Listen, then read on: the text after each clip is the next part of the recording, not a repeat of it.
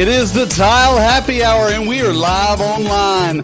I am by myself right now. We are trying to find John. He is here and somewhere in the world. I'm hoping he can hear me now, but just in case he can't, I am going to call out and we're going to jump right in to something that I had not planned, and that is a little bumper about what's coming up next.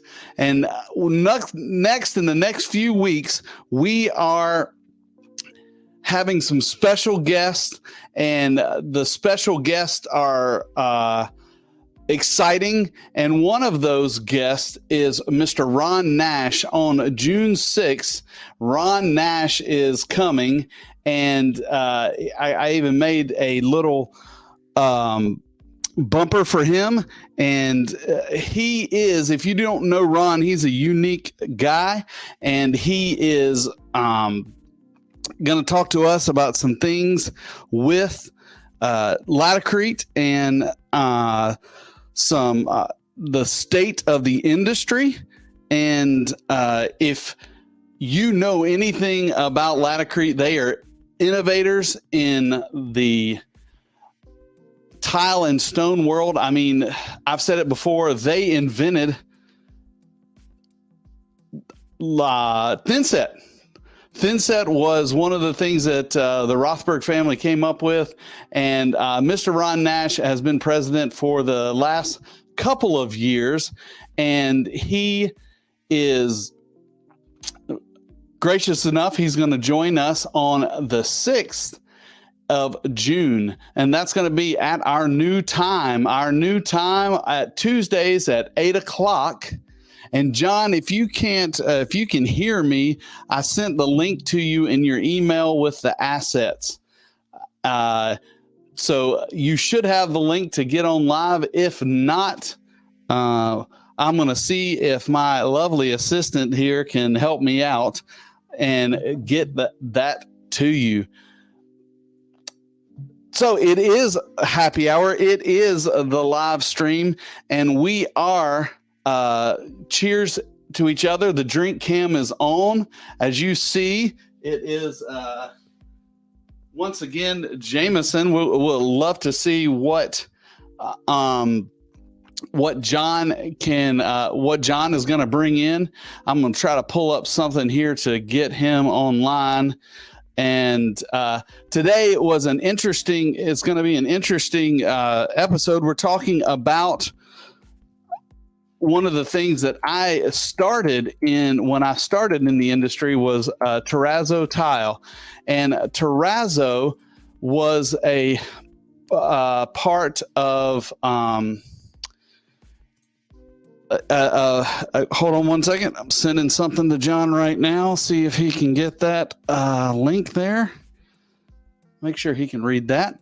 Sorry for the distraction, but Terrazzo is something really cool, and it is a poured in place floor tile that is almost indestructible. It's one of the best maintenance floor tiles. But that's what we're going to talk about today. And let me just welcome you to the Tile Happy Hour. This is where we talk about anything and everything tile. And today we're going to talk about Terrazzo tile. But if you're watching live, we want to know where you're watching from. We want to make sure that we add you into the program, because I can see you and I can see your comments. So comment live and we will get to your questions. If you're watching on a playback, please leave us some feedback, leave us some comments, and we will make sure that we answer those comments. Today in the tile industry it's been pretty busy.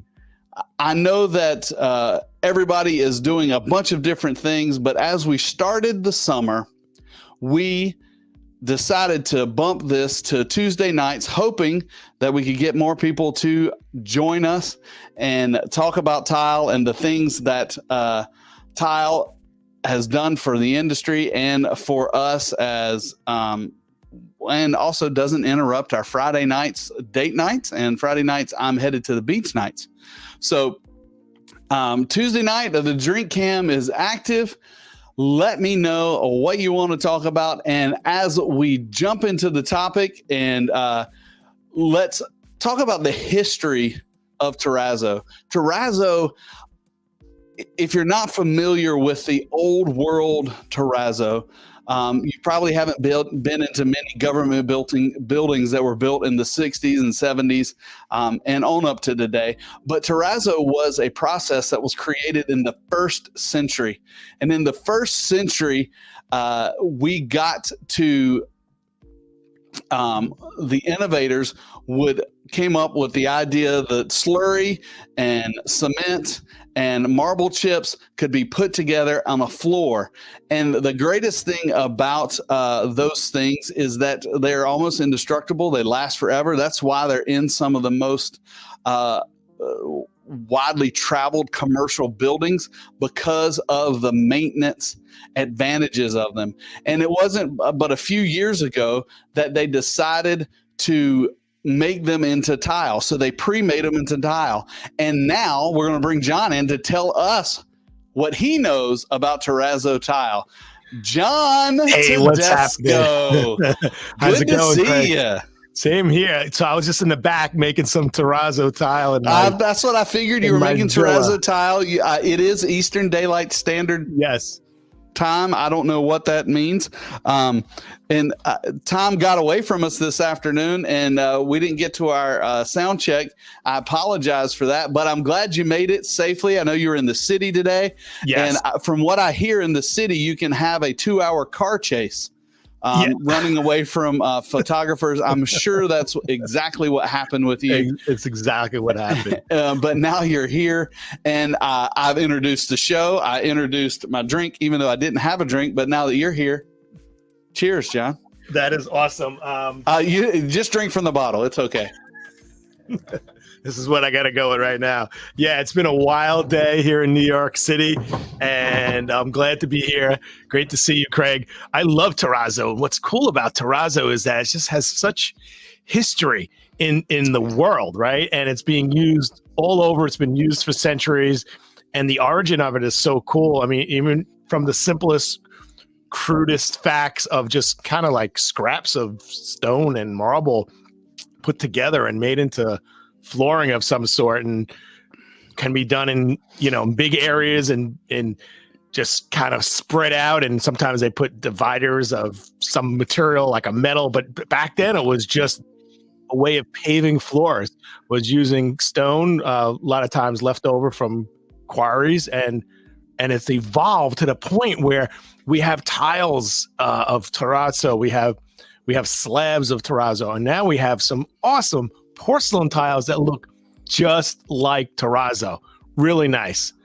What do you think the purpose of that is? I know we have actual terrazzo tiles, and then has the terrazzo design gotten so popular that the porcelain manufacturers just said, hey, let's jump on board with this? Well, it's kind of like the marble looks, right?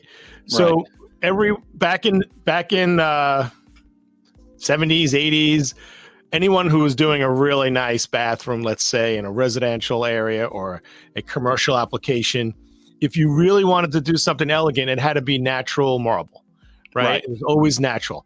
And then they came up with being able to make tile, be it ceramic, and then later on porcelain, to look like marble. But when it first came out, it just was hokey looking. It really wasn't authentic looking. So it really didn't take off. Yeah. Now with the technologies, this printing technology, so to speak, on tile, it can make it look really natural. Sometimes even different like finishes on the surface, and they can make terrazzo look in porcelain tile that looks so authentic you wouldn't really know that it wasn't a terrazzo tile. So because of that, there's been a big resurgence, because sometimes terrazzo is off the table for many reasons: cost, thickness, maintenance, availability, competence, right? I mean, real That's terrazzo. the biggest thing, yeah, it's true. I don't know, in North Carolina, where you're at, do you have Mhm. you guys have many diners there, like typical diners? No, only kitschy stuff. Nothing authentic like you guys have. And I think Terrazzo was making a comeback on some of those smaller venues. The first I heard of a grocery store doing it recently. Back in the day they used to do it all the time, but Publix, which is a Florida-based grocery Oh. store, all of the Publix are cement Terrazzo. Really? And, yep. And That's pretty what's cool. it's crazy. Publix is a pretty big company, and cement Terrazzo is not as easy to work with.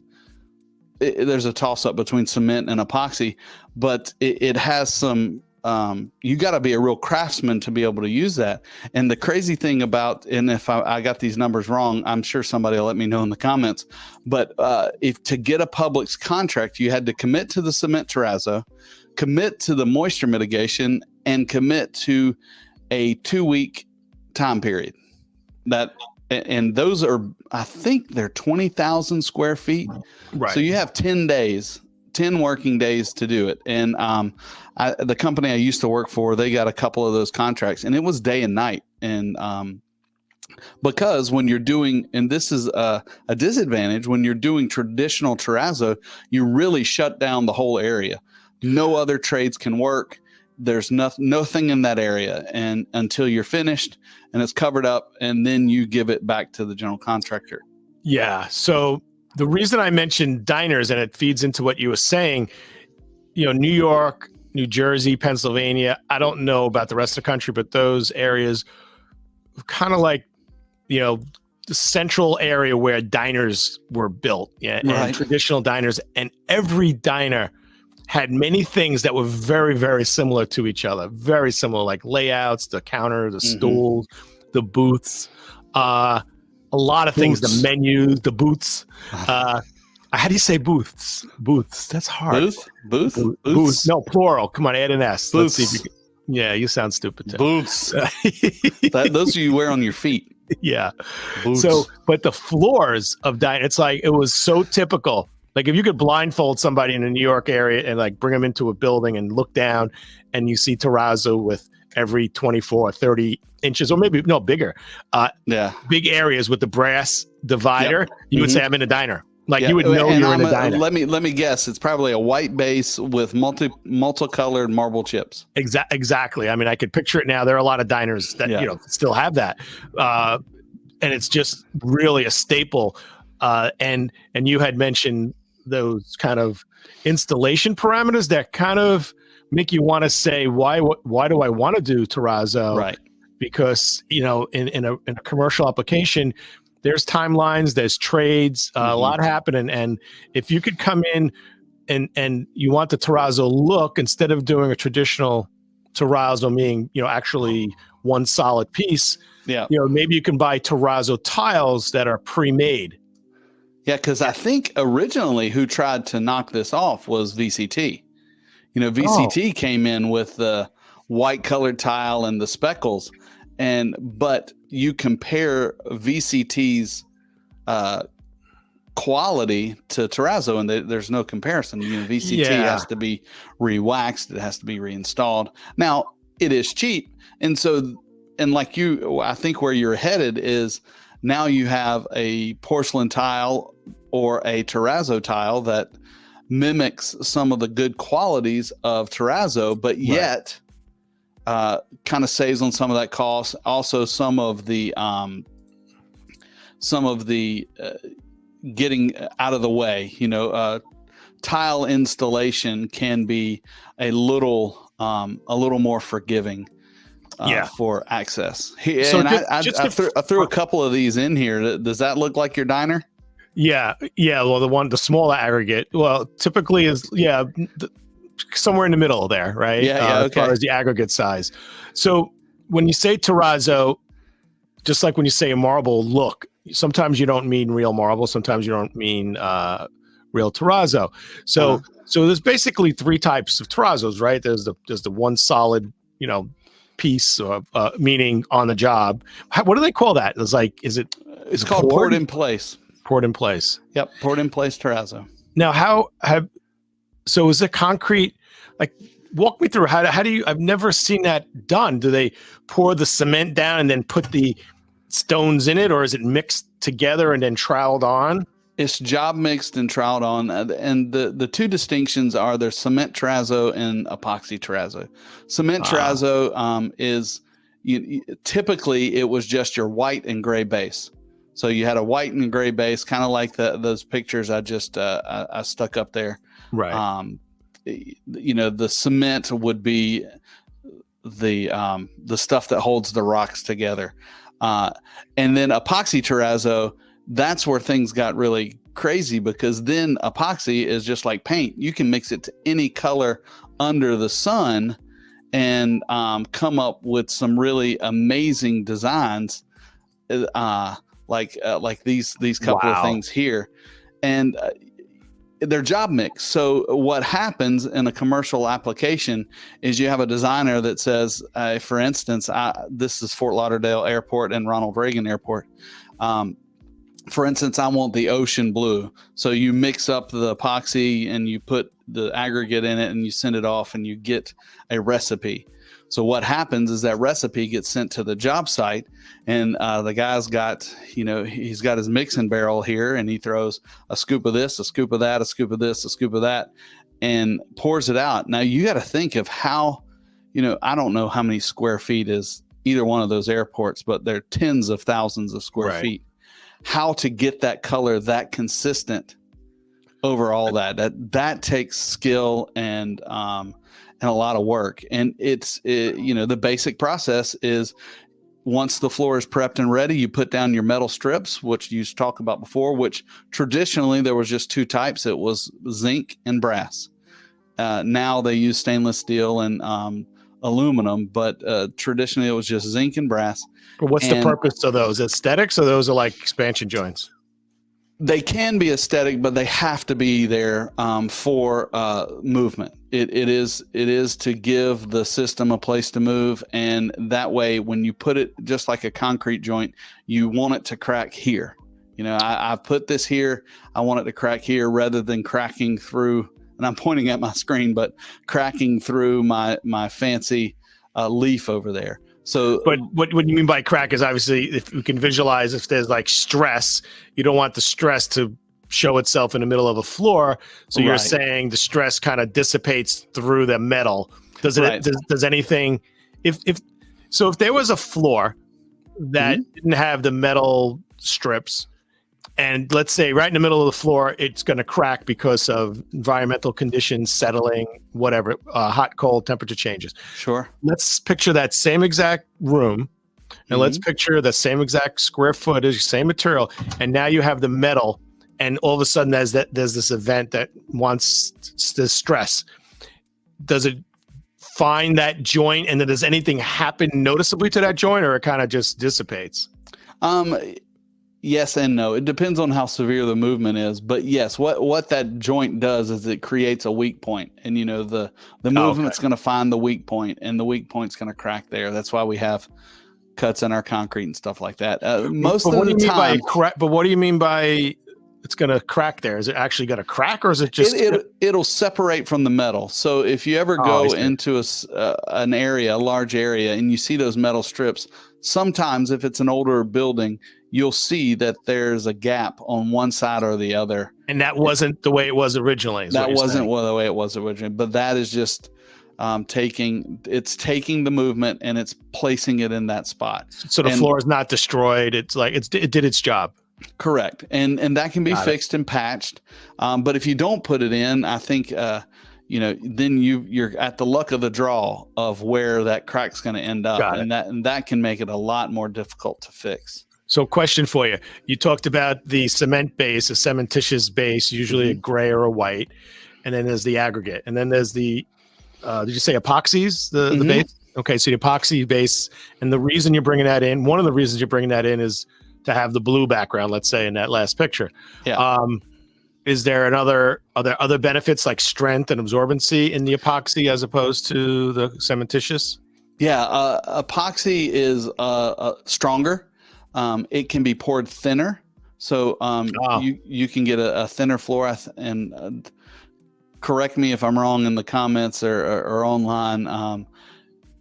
You can pour an epoxy terrazzo at 3/8 of an inch thick, and I think cement terrazzo has to be an inch or maybe an inch and a quarter. and cement of that type is weaker when it's thinner and stronger when it's Correct. thicker. Yeah, it's more brittle. But yeah, so you mix it up on site. You mix it up in your mixing barrel, and then you dump it on the floor and you trowel it with a trowel, kind of like you would do concrete, and you get Right. it flat, pack it in, and then you let it dry. And what's crazy is you let it dry and it looks like oatmeal. It looks Terrible. terrible. So then Is the aggregate sticking up? Is it like yeah, the uneven? aggregates, it's like a lumpy bowl of oatmeal or Wow. I'd love to see that done in person. yeah, it is a, if you've never seen it done, you should, especially if you're interested in construction and stuff like it. It's really neat. And then the next day or whenever they finish pouring, then they will, and you have to pour different colors at different times. So for instance, you look at Reagan Airport here on the left, all those different colors have to be poured on the same day. And then you have to go back, and then, so you pour the red, and then you go back and pour the black, and then you go back and you work on the logo. And then once that is all poured and cured, then the grody stuff starts happening. You pretty much have a heavy duty grinder. You get in there and you grind the floor with a ton of water, and it creates this slurry, and it's really gross. And the floor is then flat. And then you go through stages of polishing just like you would a marble tile. So you polish. Commitment. I mean, that's a big commitment. Oh, it's huge. And the commitment, not only is it a time commitment, you've got a craftsman commitment, and then the equipment is not cheap. Right. You've got these grinders that are $75,000 each, and you got a job like Reagan Airport. There's no telling how many grinders you got on one job, and then you have to have power to run them.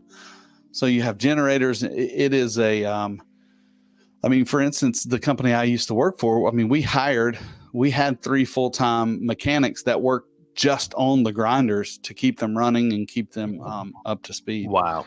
And so that is those difficulties, and is why I think terrazzo tile started popping up. And I think that was probably in the early 2000s is when I started seeing it. When you say terrazzo tile, you mean the real terrazzo, but kind of preformed in pieces, right? Yeah, preformed, precast terrazzo is what they call it. And what about the thickness? Are they typically? I mean, they're typically like 1/2 inch thick. 1/2 inch, 5/8. Yeah, I think 5/8 is typical thickness. Right. Wausau, out of Wisconsin. Wausau? Yeah. It's out of Wisconsin. They were kind of the first ones that I remember. I'm sure there's others out there that have done it, but Wausau was the first one that I remember doing it. And early on, it was not that much cheaper.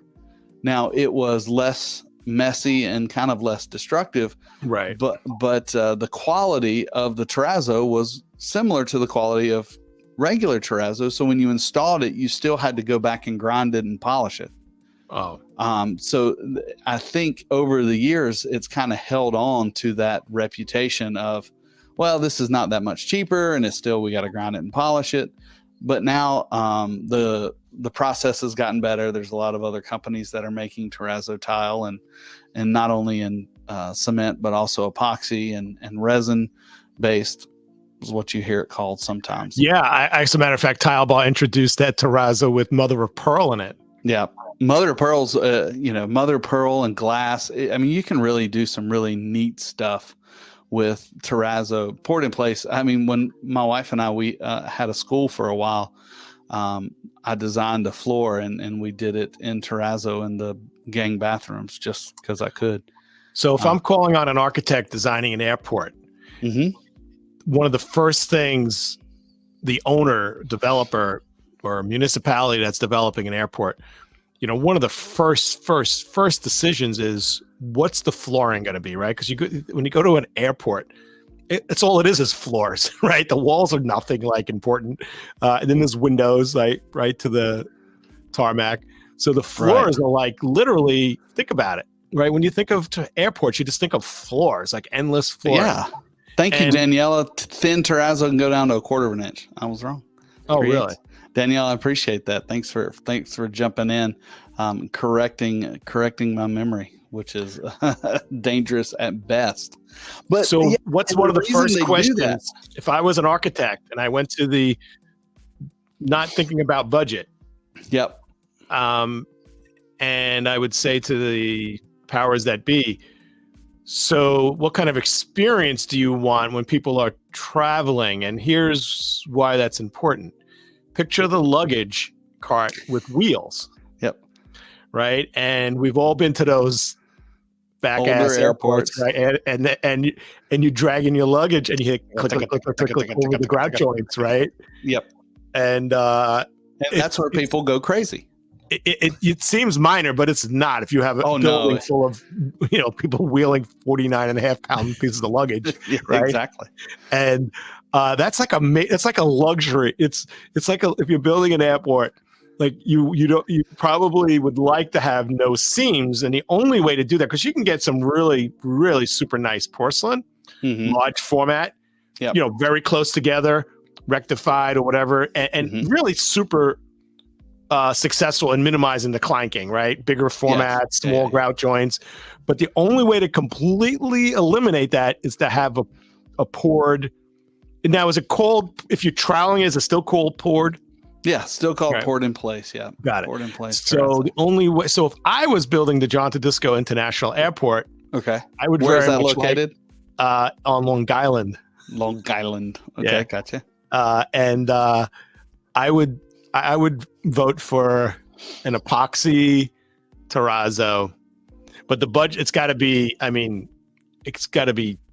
5 times the cost to do a poured than tiles. Porcelain tiles maybe. It depends on a lot of different factors. I mean, you can get it down relatively cheap when you have really large amounts of square footage. Right.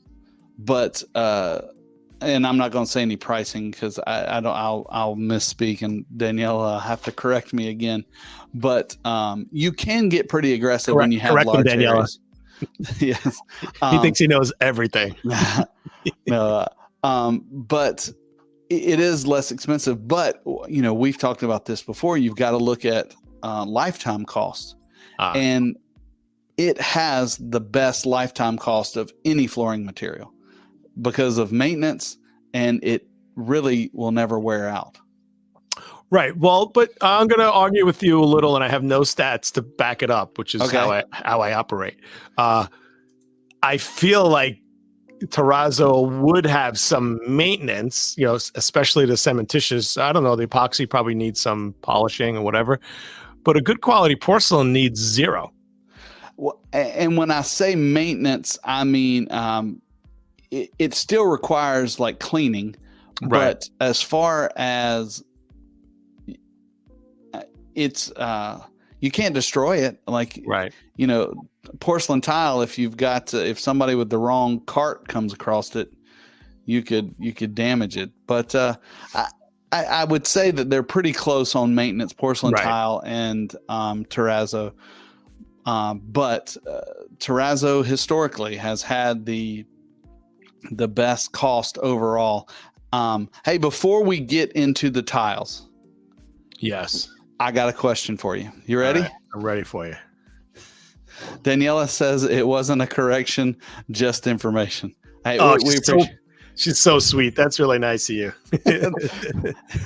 John would say it was absolutely a correction, but I appreciate it, Danielle. All right. So we often do our, well, first of all, you were fumbling around. I don't know what you're doing. Did you hear that Ron Nash is going to be with us with Laticrete in 2 weeks? Yes. I was just looking for the date. So Ron Nash is the CEO. COO, Chief and Operating President. Officer and President of Laticrete International, is it called? I don't know. But it's called Laticrete. Laticrete. Well, it's very hip now just to have once like share or, just one word. Laticrete. Bono, exactly. So your world evolves a lot around the setting materials, and Yes. I highly respect your experience and Yeah. knowledge of that industry and latticrete. I've been in the industry my entire life, and I've had that same level of reverence for a few companies in the industry, and they are definitely the one who's led the way in innovation, coming up with products. And Ron is a great guy. I'm looking forward to chatting with him. So we're going to have Ron on June 8th, maybe 6th. June 6th. Here, I even made a slide for you. Thanks for the cheat sheet. I appreciate it. Ron Nash, president. I could have used that like a minute ago, Yeah, well, I just wanted to see you fumble through it. All right, well, we'll move on because I covered that a little bit while you were getting squared away. I haven't tried this bumper yet, so we're going to try it. That was the wrong one. Last call. Let's do it. That's the wrong bumper. I guess that's the reason I haven't tried it yet. But I've got right here a question for you. All right. Just one? Hot off the press. Well, it's actually a two-part question. All right. But it's hot off the press. So, and I'm going to read it. I just got a call from an installer, one of my customers' jobs. He called and asked, should I soak the wabi-sabi tile in water before installing? Okay, so for those non-tile bar people out there, wabi-sabi. Now the word wabi-sabi is like irregular, is it? Or like I'm losing this Anonym? I don't know. I don't know what you're trying to say. Anonym? Anyway, so wabi-sabi is just the name of a ceramic tile. It's pretty much almost a red body, maybe a white medium body ceramic tile that's very porous in the back, not porous in the front, because wabi-sabi is glaze on the front. Correct. But if this was 1975, yes, we would soak it, because you'd probably be putting it in with like on cement, right? Just and it would the porosity of the ceramic tile would draw the moisture out of the concrete before it was able to bond, and it wouldn't stick. Nowadays, with the new technology in setting materials, you don't need to set. No, you don't need to set. You don't soak it in water. Right. You don't have to. It doesn't hurt anything, but you don't have to. Oh, I never knew that. But if you use an organic adhesive, you don't wet it, right? Oh, yeah. That would be bad. That would be bad. So, so wabi-sabi is a ceramic tile. You don't soak it. Nobody soaks it. But I remember when I was a lot younger, working for a tile mechanic in my teens. That was my job, because that's all I was qualified for. Was he had a big soaking the tile, 5-gallon drum, empty big plastic drum filled with water, and you literally took, at that time, the large format tiles, 8 inches by 8 inches, 8 inch by 8 inch, yeah, and you would stack them just picture a big vat of water, and you take tiles, you open up the boxes, and you put them in, and what do you see after you put it in? Probably bubbles. Yes, all of a sudden it's like fizzing. It's like you see all the moisture escaping from the tile, and then after, and I don't remember if it was overnight or it was a few hours. I don't remember the timeline. Do you know what the time would be? No. But it would, and then the tile guy would, then you'd have to take them out, and they're much heavier, and bring them to the installer, the professional installer. He's on his knees, his knee pads, and leveling the floor, ready to go. And my job was to literally just stack the tiles next to him, so he can just reach over and grab it and stick it in there. There is a couple of opportunities to still do that. If you're setting tile outside and it's extremely hot, it's we call it giving the substrate a drink. You wipe off your substrate with a damp sponge. That kind of, if the heat is there, it can flash off some of the thin set, and so doing that in a tile, it doesn't hurt anything. And also, if you've got a situation like that where it's very porous and it's very hot, and you just maybe want a little bit more water in there. But what if it's not porous? It's a porcelain, but you want to bring the temperature down? Would that work too? It could, yeah. I mean, it could Yeah. bring the temperature down. It's not going to absorb in. There's not much of it anyway. Right. Well, but there's a part two that will, and John, man, I need a Yes. little sound effect button. Ding, ding, ding. You got that part of the Rex correct. But the second part of his question was, can you give me some advice on a grout joint size? Listen to the whole question before you answer. He would like to utilize a 1/16 of an inch grout joint, but some of his crew is new and weary that spacers will not work in this tile because it's not rectified or micro beveled. What would your response be to that? Well, first get somebody experienced, but let's go to the other part of the question. So first place, wabi sabi is a wall tile. It's a ceramic wall Correct. tile. So you typically, sometimes a little more forgiving to put a smaller space on the wall, because if you have a little bit of lippage slightly, when you put a tile really close together, right? If there's a little lippage, it's not desirable, but if it's on the floor, you feel it, right? Now, I'm not even saying necessarily you would trip over it unless it's super bad. But so on the wall, I think a standard on a wall is, the smallest you can go, I would say, is like 16 to 3/32 of an inch, but it depends on the tile. It's not rectified because ceramic tiles are not rectified. Sometimes there's like a built-in like little spacer. There you go. Yeah. And I would say my final answer is 3/32 of an inch on the wall. They don't make spacers 3/32 of an inch. I don't. Why is there an echo now? I don't disagree with that statement. My typical answer is 1/8 of an inch. I like 1/8 of an inch for a wall tile. I think it gives a novice a fighting chance, even if they've got a little bit of trouble with their substrate and they possibly got a little bit of trouble with some with the tile not being straight. This kind of reminds me of a little bit of a handmade look, which normally means the edges aren't straight, they're not square. And if you try to set that with a 1/16 of an inch grout joint, it may be pretty frustrating and may not get there unless you've got some serious skill and you've got an extremely flat wall. Right. Well, that particular tile, you're right about all of that. So the wabi sabi tile looks handmade, but it is machine made. So right. So it is very regular, the edge on the tile, like, but it's not undulated. The surface is undulated, but the edges aren't wavy. Well, that's good. Well, maybe it's a little wavy, but where you would potentially, like, if you put the two tiles together, I think they would meet, but you can absolutely handle 1/8 of an inch aesthetically in that tile. If it was a shiny white, like nano glass tile, an 1/8 of an inch joint sometimes looks too big for that type of tile. If you could accomplish that or not is another question. But correct. On a wabi sabi type of tile that's undulated on the surface, kind of looks slightly handmade and irregular. 1/8, I would absolutely go with an 1/8, especially if you're not I have people ask me all the time, Craig, oh, what's the smallest? I said, what should I tell my contractor? I say, well, first place, be careful, because whatever you tell him, he's going to bump it up an 1/8 or a quarter. So you want to tell him no space, and he'll tell you no, bigger, or 1/8, and he'll say a quarter. But you really need to speak to the contractor and specifically say, and he has to maybe do a test, like, what is the closest grout joint you could accomplish on this job with this tile? Let me see it.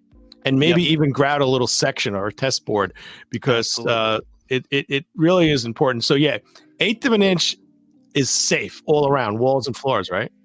I like 3/16 for floors, but once again, I'm conservative and I want to give the person that's never done it a fighting chance. And the reason I say that is because if I tell a client that knows nothing about it 3/16 and their contractor says, well, he doesn't know what he's talking about, I can do this at 1/8. And if they can sell it at 1/8, good on them. They've given them a better installation than I gave them expectations of. But on the opposite side, if I tell them a 1/16 and their contractor is not good with that and it looks terrible, then it's my fault. So Right. that's where I'm coming from. And you're absolutely 100% correct. A dry lay with the actual grout joint and everybody putting their heads together and looking at it before a bucket of thin set is mixed up is the best way to stay out of an argument and sometimes out of court. Well, you know what the beauty of this is, when you're using the old-fashioned grout, let's call it, you needed to know that answer when you're placing your tile order. Right. Because the difference of 1/8 of an inch, smaller than 1/8 of an inch or bigger than 1/8 of an inch changes the product you're buying for the grout. Correct. Yep. And we've all come across that on the job where somebody was anticipating it to be 1/8 or 1/4, and then they talk the contractor into smaller, and everyone's happy. But then they start grouting it with sanded grout, and now you have a fail because it's the wrong grout. And then the reverse is true. Yeah, exactly. Yeah, and then the reverse is true. The homeowner or the building owner wants a really narrow joint. They buy grout, and they feel if I buy the unsanded grout, it will force my contractor to make a small joint. And then they've got a fat grout joint with no aggregate in it, which also looks terrible. Yeah, and fails, right? Cracks and crumbles. Yes, absolutely. So now, and we could talk to Ron about this, how he came up, but what's that super product they have?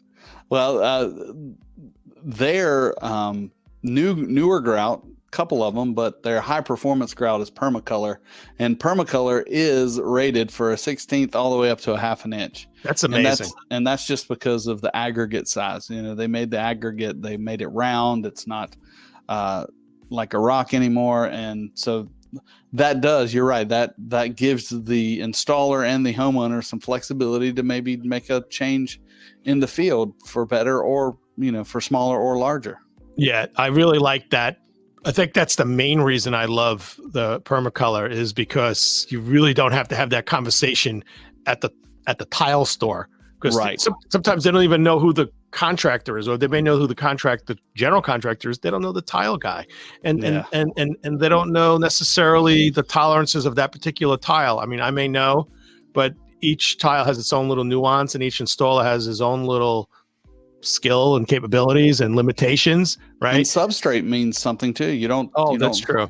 If the substrate's all crapped up, you may need some extra room. Yeah. Well, let's get back to Terrazzo tiles, John. What's Terrazzo tile? Terrazzo tile. We talked a lot about poured in place Terrazzo, and Terrazzo tile is, and I've seen more of it nowadays than I've seen in the last probably 5 or 6 years.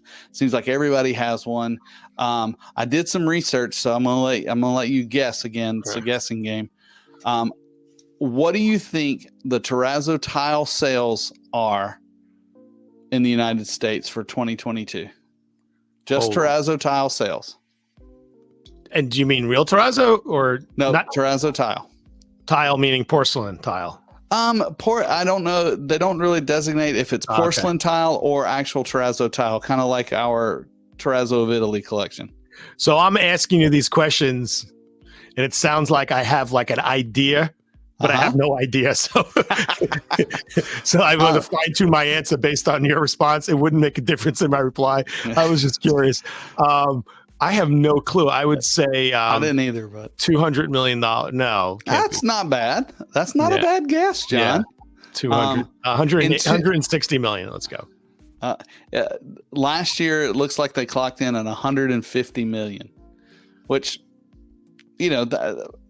that's, I don't know what that is for the percentage in the floor. But what I thought was interesting is that in 2018 it was only 100 million.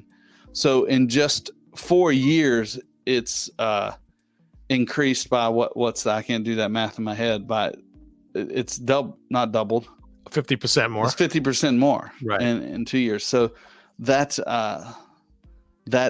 part of our industry has increased pretty steadily and pretty exponentially over the last 4 years. You know what? When Tile Bar started bringing in porcelains that look like Terrazzo, I think our first success with the Terrazzo was, the real Terrazzo, and still is real Terrazzo tiles. Not we don't do poured Sure. jobs.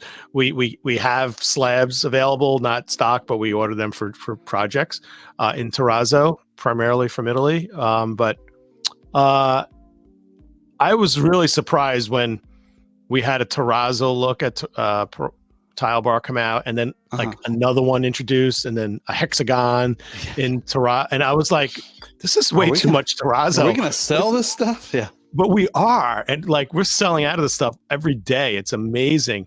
It really is taking off, and I think it's well, I know it's timeless, right? Because we know the origins of it, right? That's right. 1 AD was the first documented. Oh, I must have missed that part of the show. You missed that part of the show. Yeah, it went back to 1 AD. It was, wow, that sounds like pretty close to the beginning. Yeah, I think that was pretty close to the beginning. Before then, it was dirt. Yeah. Wow. Yeah. But, first, it was like dirt here, and then rock there. It was like before Reese's peanut butter was made. Like peanut butter here, chocolate there, and it didn't. They had no relationship. Now they do. So now we talked about poured terrazzo. We talked about tiles, and in the poured form, the same way you could. Well, in the tile form, same way you can make tiles, you can make slabs. But that's really interesting because when they're making terrazzo tiles, are they making slabs and cutting them to 24 by 24, or are they, whatever's 18 by 18, or are they the mold's that size? It depends. I think the way they used to do it, the way Wausau used to do it, is it was all molded. So it was poured in a mold, and it was made that way. Now I know that's how cement terrazzo was made. I know that different companies do it different ways. Right. And it just depends. And that was, I think, the reason why, when you have different molds, you've got all the edges are a little bit different, and every tile is a little bit different. I think if you pour it in a sheet and then cut it to size, I think that's where we are today, and the tolerances are a little better. Got it. All right. So now we're talking porcelain tiles that look like terrazzo. I've seen 24 by 24 is a real popular stock size for many tile companies. But of course, tile has gone wild through the roof. They can make tile or porcelain in 5 foot by 10 foot slabs that look like anything, right? They look like, most of the times a big 5 foot by 10 foot porcelain thin slab is styled as marble 9 out of 10 times, or maybe not 9 out of 10 times anymore. But now they're making it look like concrete, making it look like terrazzo, making it look like leather, it's anything. So it's pretty amazing. Thanks for the math help, Rick. I appreciate that. As John said, where were you 5 minutes ago? Yeah, it was that was a tough one. Still a little flubbered from our opening today, but I mean, as everybody says, everything old is new again, and everything comes back. I think those old looking floors with new technology, that's what you've got. And who would have thought you'd have a terrazzo looking floor in an 8-inch hexagon or a 24 by 24 tile. I haven't seen a terrazzo 2 by 2 mosaic. That would be weird, right? I haven't seen that either. I mean, they used to have one called granite, but it was just speckled. Well, now you're dating yourself like a Dow, unglazed or D137. I can't remember all the stupid numbers, but was that the off-white with the black specks? Yep. D137. No, D137 was the I think it was the white with the gold. Oh, I can't remember. Gold flecking. Yeah. But that was never considered. Was that no? Was that considered terrazzo look? Did they ever call it a granite? I don't think so. Yeah. But kind of. I mean, you look at the evolution of those things back in the 70s and 80s. We'll go back to what I said earlier. VCT, when they came out with VCT, it always had that little fleck in it, which in my mind, they may not have thought that it was a terrazzo look, but yet that's what I relate it to. And you look at the early porcelains, the first generation porcelains, the crossfill where they're through body, and they all had a speck or something in them Right. And I don't know. Once again, I don't know if that was meant to look like terrazzo, but Yeah, those it were kind definitely of like has that feel. yeah, it does have that feeling. I think they were kind of more like a granite look, even though granite, but it's when it's super fine grain, it's not terrazzo look, right? Because terrazzo is like has something a distinguishable, irregular aggregate look, right? So I wouldn't think like the original like Fiandre type of unglazed porcelains with speckles that are uniform. But once you get the aggregate a little bigger than normal, and once you get the aggregate a little, and I mean aggregate look a little irregular, then you could definitely call it terrazzo for sure. I wonder where terrazzo's going. I mean, people are putting terrazzo floors. I haven't seen any applications. I don't think I've seen applications with terrazzo tile or looking tile on the walls much, but I'm sure there are. The same way the wood, right? The wood porcelain planks. You wouldn't, in a million years, you wouldn't think someone's going to put this on a wall, right? Now you see bathrooms like all the time, all the time, where the wood grain to the point where that's peaked, and not many people are doing it as much. I've seen some terrazzo countertops, especially down in Florida. A lot of residential. You don't see it residentially much where I'm from. I don't know about where you're from. You have countertops in where you are? No, I mean, not here. I don't have them at home. We eat on the floor. Okay, that's what I was visualizing down in hillbilly land in North Carolina. In the flatlands. But down in Florida, they have a lot of homes that have terrazzo floors and terrazzo countertops. And Wausau has a whole different type of their business that has terrazzo outdoor furniture. Those, you see them a lot at government buildings. Yeah, municipal buildings, right? They have like the planters and Yep. So I mean, they've been using it for stuff like that forever. I mean, it's kind of dated. I don't know that that's coming back. But so here's a trivia question for you: how do you spell Wausau? Wausau. All right, good. I've written several POs to them. Oh, okay. Okay. Never got to a Green Bay Packers game with them though. I hear they take customers there. They're Packer people, but Packer that's okay. People. So what's since I'm asking you questions, sure. Okay, what's today's national day of? Oh, I don't know. Let's see. I bought this new thing on my wall over there. Can you see it? Right now it's showing the Dow Jones. Oh, cool. It actually scrolls the national day, but it's not going to now that I'm pointing at it. So I don't know what today is national day. It's National Taffy Day. And also National Lucky Penny Day. I'm not a taffy fan. Yeah, well, the dentists love it because it pulls your teeth out, your fillings out, right? Exactly. But taffy's big down at the coast. Saltwater taffy. I don't know what you make. I guess you make regular water taffy. I've never seen that advertised. I only ever. Where was taffy invented? I think there's somebody watching this show who knows that answer. I know for a fact somebody watching knows the answer. So if you know where taffy was invented, put it in the chat. Yeah, I think somebody's in the chat. Yeah, taffy. Yeah, it's an acquired thing. It's fun, but it's. I'm not a fan. I'm not a fan. And if wherever you're watching, Daniela, where are you watching from? Rick, you're probably driving, but if you want to tell us where you're watching from, thanks for being on Tuesday night with the Tile Happy Hour. It was almost a solo show since John got in his paparazzi car chase in New York City. Well, speaking of New York City, there's a really big event tomorrow in the city.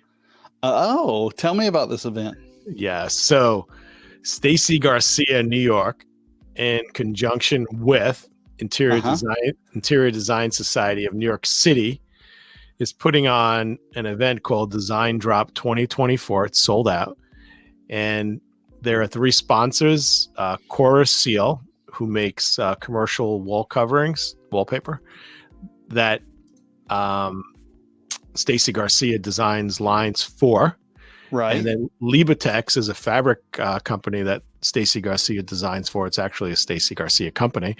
And Tile Bar, who Stacy Garcia also designs for. So if you see the theme It's 3 companies that have different products Okay. that have products designed by a designer, Stacy. And this event is kind of called Design Drop 2024 because we're going to be launching it. Oh, you have the graphic. I'm impressed. So, but it's also part of, this is Design Week in New York City. Hundreds of thousands.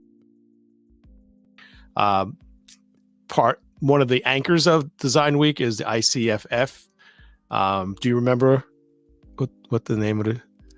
What ICFF stands for? We talked about it last show. You're not going to remember.